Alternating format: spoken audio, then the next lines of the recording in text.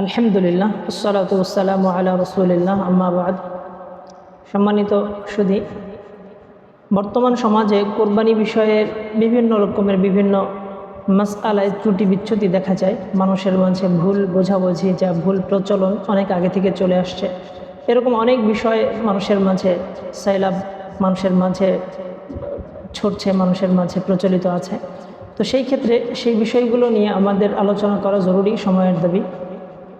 তো সেই প্রচলিত বিষয়গুলোর মধ্য থেকে একটি ভুল বিষয় নিয়ে আমরা এখন আলোচনা করব, তা হলো পশু ক্রয় করার ক্ষেত্রে আমরা অনেকেই লক্ষ্য করে থাকি পশুর দাঁত কয়টা পড়ে গিয়েছে, দাঁতের দিকে লক্ষ্য করে পশু ক্রয় করে থাকি। অথচ এই ক্ষেত্রে আমরা মনে করি যে একটা দাঁত পড়ে গেলে 1 বছর হয়েছে বয়স, দুইটা দাঁত পড়লে 2 বছর বয়স হয়েছে, এমনটা মনে করে থাকি। কিন্তু পশু বিশেষজ্ঞদের মতামত হলো বয়সের সাথে দাঁত পড়ার সম্পৃক্ততা নেই। অনেক সময় কোনো প্রাণী 6 মাস হতেই তার দাঁত পড়ে যায়, অনেক সময় একটা প্রাণীর 1 বছর 2 বছর পার হয়ে যায়, তবুও তার দাঁত পড়ে না। তাই আমরা বলবো দাঁতের সাথে সম্পৃক্ততায় বয়স গণনা করা সম্ভব নয়। তাই আমরা যখন প্রাণী ক্রয় করব, প্রাণী ক্রয় করার ক্ষেত্রে অবশ্যই বিক্রেতার কাছ থেকে জেনে নেওয়ার চেষ্টা করব।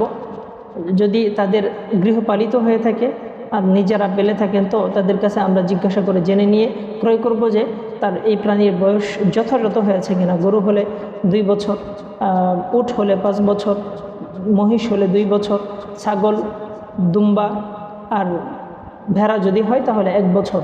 এই সমপরিমাণ বয়সের প্রাণী যদি হয়ে থাকে, বিক্রেতা তাদের সাক্ষ্য দিয়ে থাকে, তাহলে আমরা ওই প্রাণী ক্রয় করে কোরবানি করতে পারবো।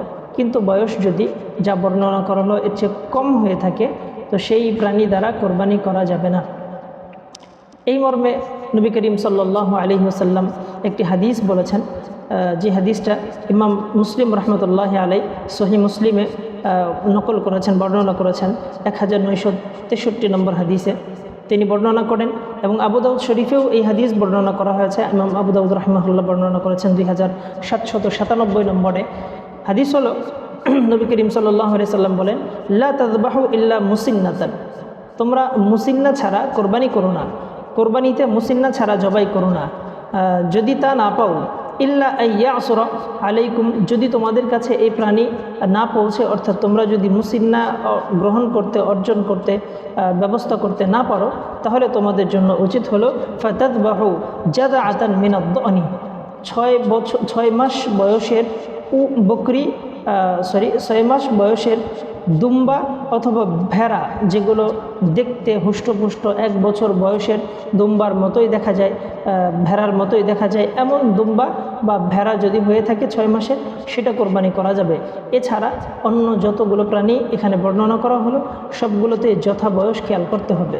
বিশেষত লক্ষ্য রাখতে হবে বকরি, আমরা দুম্বা এবং ভেড়ার কথা বলেছি, বকরির বিষয়টা খেয়াল রাখতে হবে। বকরি যদিও এই প্রাণী দুম্বা এবং ভেড়ার কাছাকাছি প্রাণী, তবুও এর মাঝে বয়সের ক্ষেত্রে 1 বছর পূর্ণই হতে হবে। কোনোভাবে 6 মাস, 8 মাস, 10 মাস, 11 মাস হলেও তা দ্বারা কোরবানি করা যাবে না। এ ব্যাপারে আমরা লক্ষ্য রাখবো ইনশাআল্লাহ।